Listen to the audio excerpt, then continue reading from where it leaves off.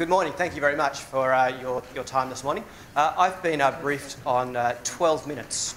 So I'm going to tell you all about online and cruise in 12 minutes. A little bit of a challenge. So hopefully I can make it a little bit easier for you. First of all, these are really thought starters. You know a lot more about this industry, so hopefully this will prompt some new ideas, some new areas of exploration for you, areas where you can go and investigate and learn a little bit more. Secondly, it's very easy to get in contact with me. My email address is rossmcdonald@google.com. So please feel free to drop me a line. I'll send you through this information and we can continue the dialogue on from there.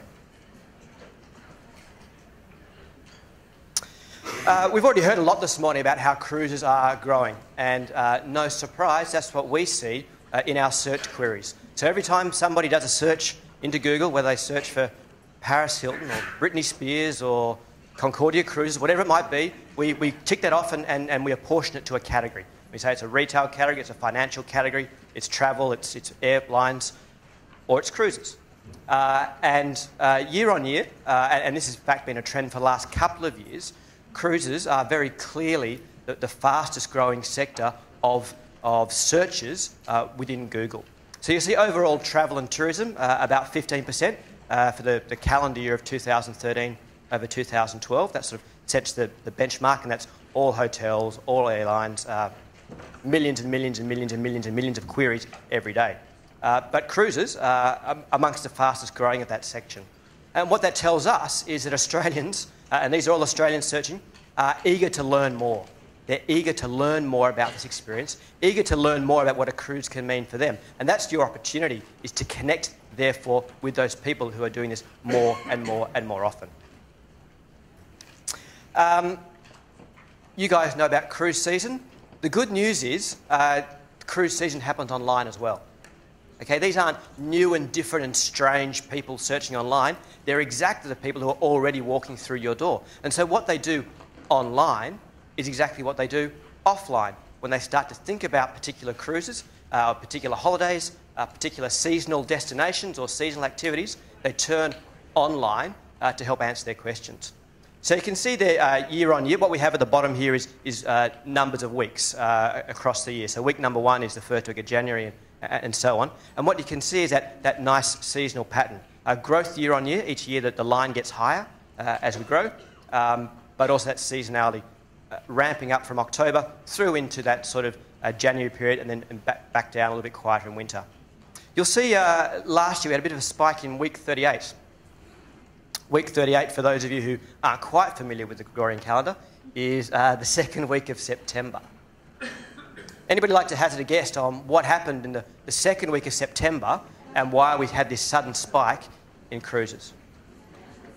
I've got one over here, yes? It could have been, I don't know. I'll get it. There weren't a lot of searches for National Cruise Week in that week. So this is somebody searching, in fact, a whole bunch of people searching in that week for one particular thing that happened in the cruise industry.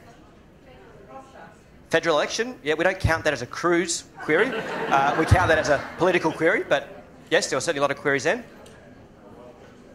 Yeah, Costa Concordia, heard it? Exactly. And what was it about the Costa Concordia in that second week of September? I can see a whole lot of people doing this.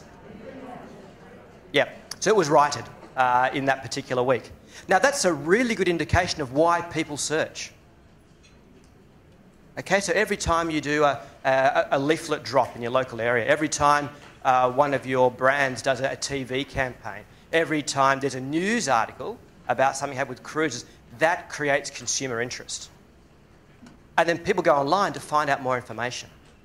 So your opportunity is to, and here I'm going to expose myself, I don't know how you could have sold against that opportunity at the Costa Concordia. Our ships don't sink, I don't know. Our captains don't drink, whatever it might have been.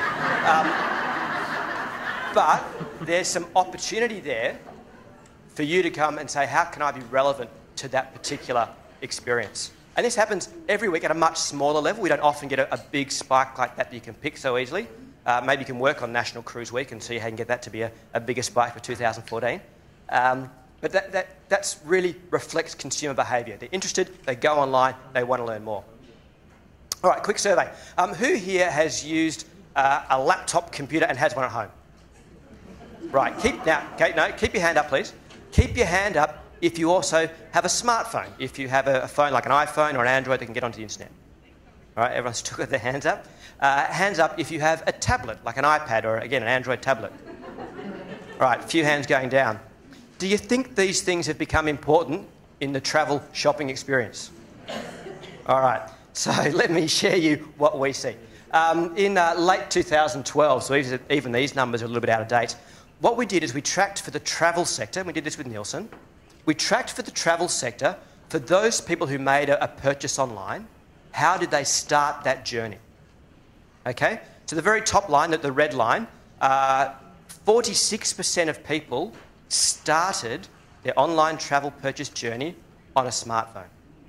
On that really small, really hard to use screen, 46% of people started their travel journey on there. That was the very first place they turned to ask a question. Now you can see partway along there, they get a bit frustrated, probably with that screen size, maybe with your website. And so they switch. They feel compelled to switch. And they switch over to a PC laptop, something with a bigger screen, and then some of them go through to tablet. Now this is a really interesting thing to think about. Are you making it easy for those people who start that journey to continue that journey with you? Are you making it easy for them to find you and then continue through? For the cruise, and this is total travel, we actually don't have the numbers, unfortunately, to break down for cruises specifically. But about a quarter of our queries for cruises start on a smartphone. So that might be people sitting on a bus, people over at their neighbour's house who've just come back from a fabulous cruise, want to find out a little bit more information specifically about the cruise their neighbours are talking about. So a quarter of all queries start on a smartphone because, as we just demonstrated, we've all got them. Now, unfortunately, our internal rules don't allow me to tell you how many searches there are for cruises and in sector. But to give you a sense here, what I've done is I've taken the top 100 queries and then made the size of the word proportional to the number of searches for it. So very clearly, the biggest search term in this category is cruises. Like people really just starting from basics. Okay, a little bit like typing in aeroplanes if you wanted to fly to Melbourne. Okay, so there's a big opportunity, a big job to educate the market about what type of cruise you might have to offer them. Is it a luxury experience, about a soft travel experience, a river cruise, etc., etc.? There's a big opportunity there. We would describe that as a generic search. And in our category, about 20% of the searches are generic. They're cruises, cruise ships, cruise lines, cruise holidays, that sort of stuff, where people haven't really got an idea yet of what it is they're looking for. Very quickly, however, people move to what we call a branded search. Okay, so they start tying a brand to that. And you can see there the Princess Cruises, Oz Cruising, P&O Cruises. And often what happens is people start with that cruise search because they want that education. And they say, aha, okay, that P&O thing, that looks interesting. I'm going to pursue that and see where that takes me.